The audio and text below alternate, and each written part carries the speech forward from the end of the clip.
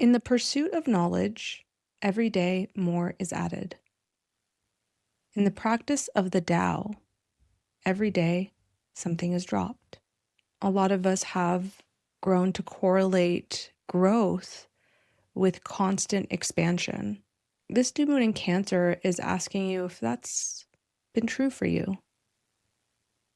If you've noticed that the more that you add into your life, the more peace you have, the more material growth that happens in your world, the more fulfilled you become. This is not about abandoning success and the material world.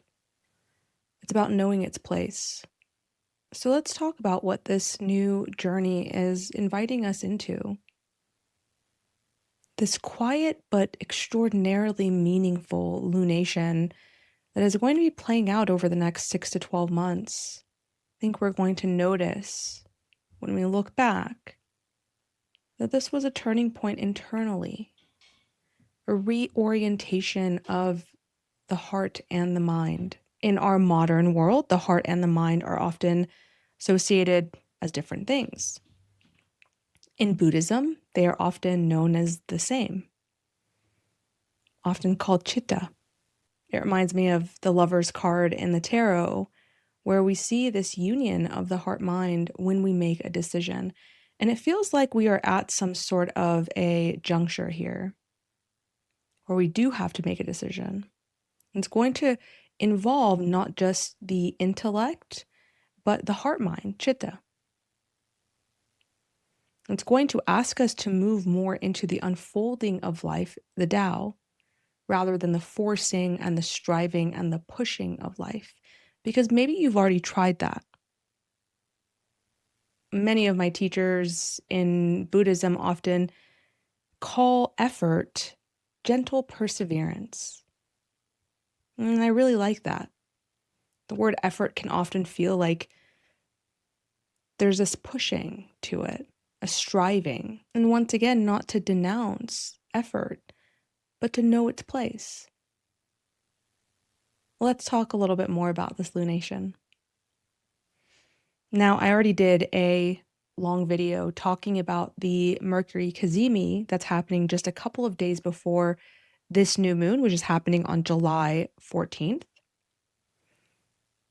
Definitely check that out if you haven't already, because I go into a lot of themes about Cancer and Capricorn and the decan, the third decan of Cancer, and so many other things, human design, gene keys.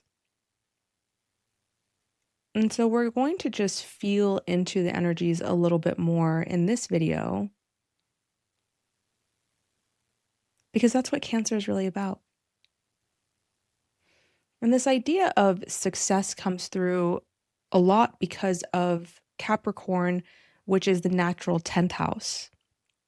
And of course, when we have a full moon in Cancer in 6 months, it's going to be opposing the sun in Capricorn. So we always see that these are happening in oppositions. And Cancer is really about the emotional foundations of that success, of your external reality, your material world, and whether or not it feels fulfilling to you. Let's take a look at the chart. We see here that we've got this new moon, July 14th, early in the morning in America.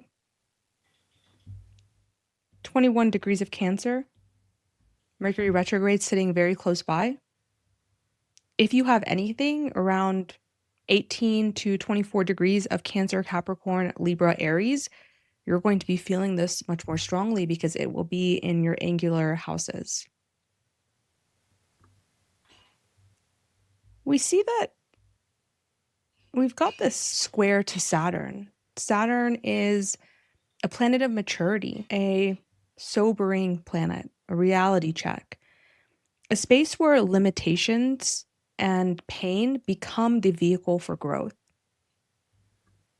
The interesting thing about Cancer and Capricorn is that Cancer often really likes to feel comfortable. This is why the moon likes being here, right? The moon is in its home here. It wants all the plushy animals and the soft blankets and the sweets, right? Cancer is known for being very sweet, and it's often associated to sweet things. Capricorn, on the other hand, or Saturn, here in Aries in his fall, where he is actually quite a little bit more tough. There's a grittiness to him here. Here he says, no more. You've got to grow, and growth is painful.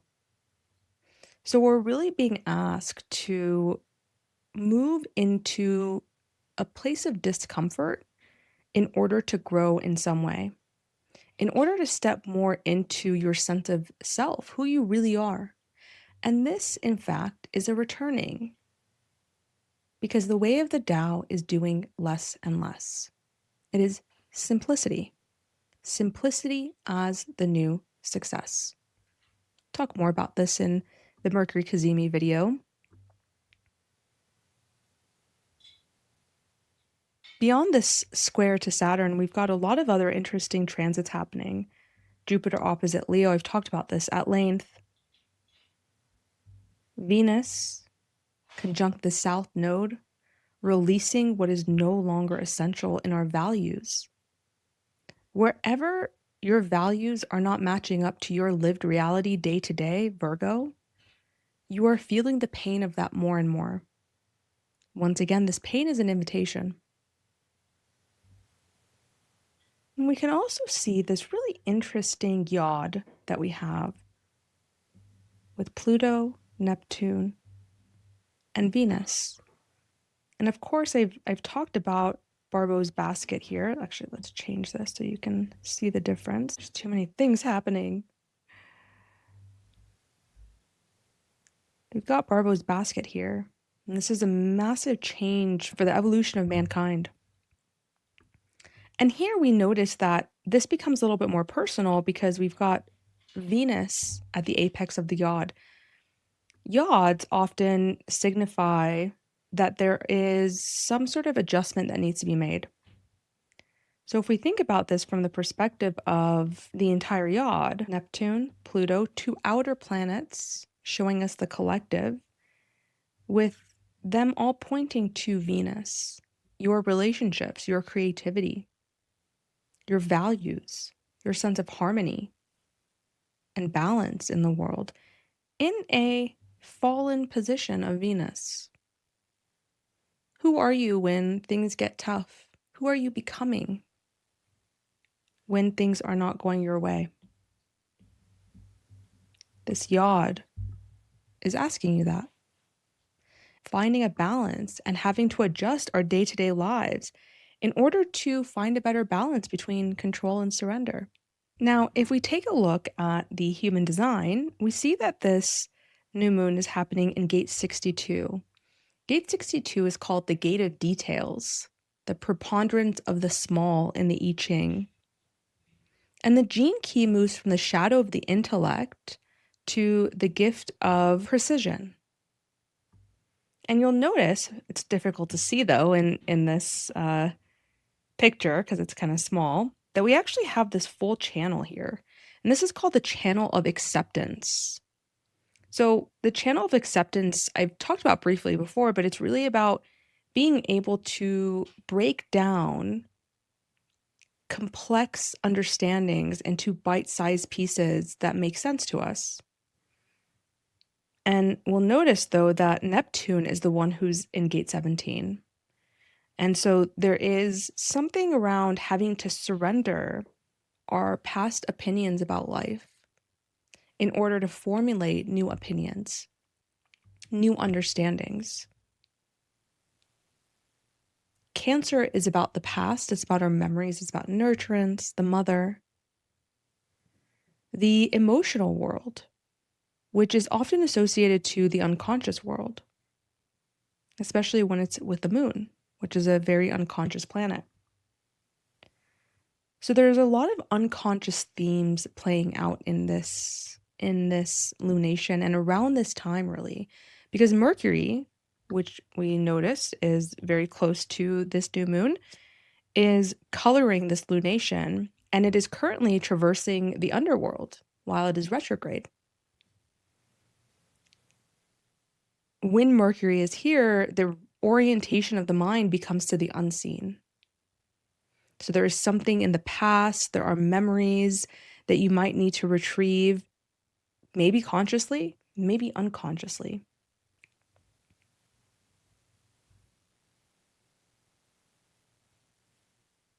The shadow of intellect keeps us in the illusion of duality. I had a Substack where I talked about Venus-Jupiter conjunction on June 9th, and I'll leave that link below because I talked about gate 62, gene key 62 in that Substack as well, because that's where it was happening. And gate 62, gene key 62, the shadow here is believing that something is living in a state of duality. And when I think about Cancer-Capricorn, and what I'm talking about right now, simplicity and ease and surrender, and then also ambition and success and goals. We often put these things in boxes of good or bad. So you may hear me say something like, you don't need to strive. In my Mercury Kazemi video, I talked a lot about business and being service-based. And so we often think, okay, if I'm service-based, I must be very generous, I must make no money, I must not have ambitions. And if I'm successful, I must be void of meaning and fulfillment. This is the shadow of duality, of the intellect, of the mind, the logical mind that cannot perceive outside of these oppositions. When we move into the gift of precision, we have entered the world of chitta, heart mind, the lovers in tarot, where there is a union of the heart and the mind. And now decisions transcend duality. We understand that you can make great money and be ambitious and have goals without losing the heart. It's the orientation that matters. It's the energetic relationship that matters. What is the root of what you are doing? Is it from greed, craving, fear, or is it from love and abundance? Those two things do not have to be mutually exclusive. You can be incredibly successful in life without losing the emotional foundation of the meaning it has for you. It's just that in our day and age, we tend to see these dualities. I remember when I was young, one of the reasons I decided to become a pharmacist, even though I didn't really want to do it, I wanted to help people heal from their autoimmune disorders because I had healed myself. I didn't know how to do that. So one of the reasons I went into pharmacy was because I said, I don't want to be a starving artist. Because I was conditioned by this belief that if I were to become a service-based person, I was going to be some sort of a starving artist. And so I told myself I'll go to pharmacy school, I'll get the degree, I'll get a job, and then I'll do what I need to do on the side. And of course, what I had planned isn't really how it happened. I spent almost a decade being a pharmacist after years and years of schooling.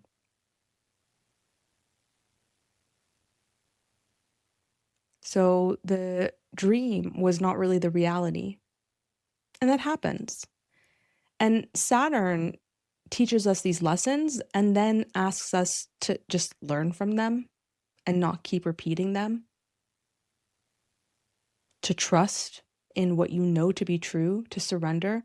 When I quit my job as a pharmacist last year with no idea of how I was going to do this, it wasn't an easy thing, right? If we want to think about cancer, comfort, let me just flow into it. Let me just surrender. No, I worked my butt off. I still work my butt off. It was very difficult. Surrender is not a passive action. It's something that's chosen moment to moment when there are much better options available. Let me try to control this. Let me try to control that. Let me see what has better outcomes.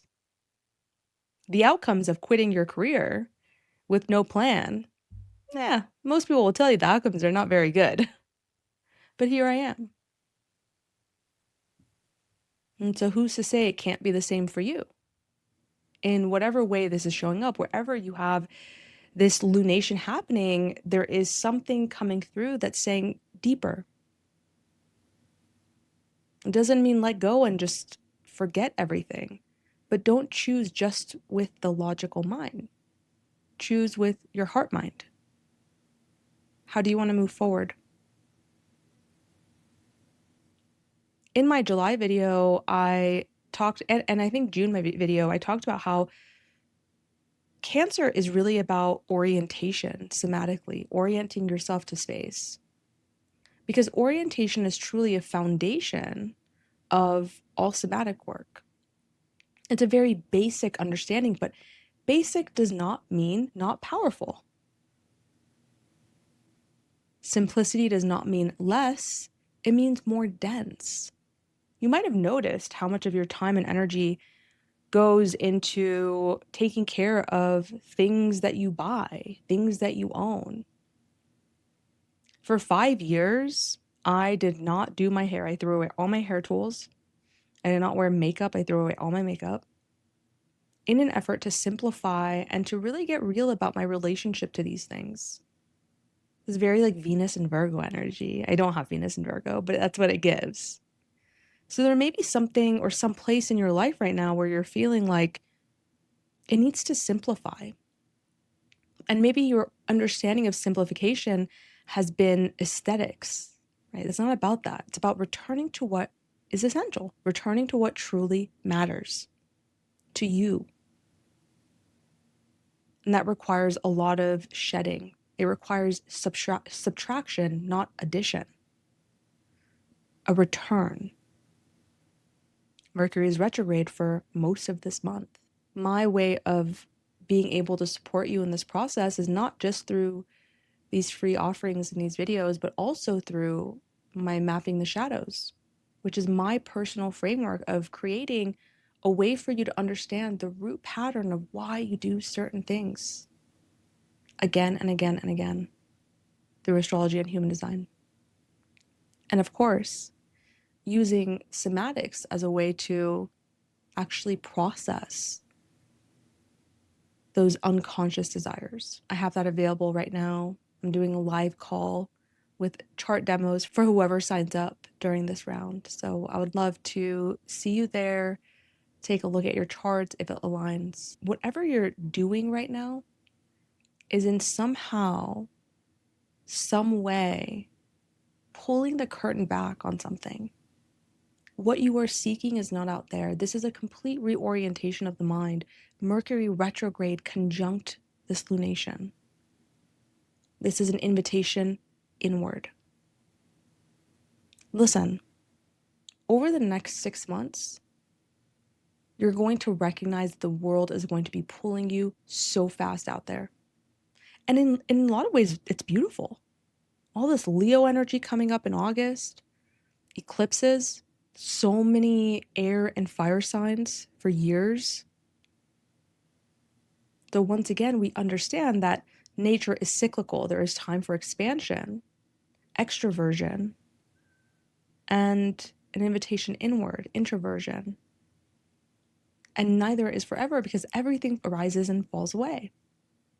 And so moving with life in that way, in the cyclical understanding of life, is just learning to ride that wave with more balance and ease, which is what I really aim to offer. We just talked about this. I had a live gathering. We did some somatic work. I talked about some Buddhist aspects, the astrology, human design, how it's really attributing to a greater evolutionary change in mankind, everything that we're going through right now from a human design perspective, and of course, synthesized with astrology. And it was so beautiful just to be in community, which I believe is going to be a huge part of what is coming up right now, finding your communities, finding your people. And this is no small task. So I feel complete. Yeah, I feel complete. If you're interested in mapping the shadow, I'll have that link down below. I'd love to see you there if it aligns. If you're wanting to do this work of really changing your relationship to what lies beneath the surface in your life, it's not a problem to fix. It's an adventure, right? We're mapping the shadow. So that orientation alone is really powerful. Thanks for being here. I'll see you next time.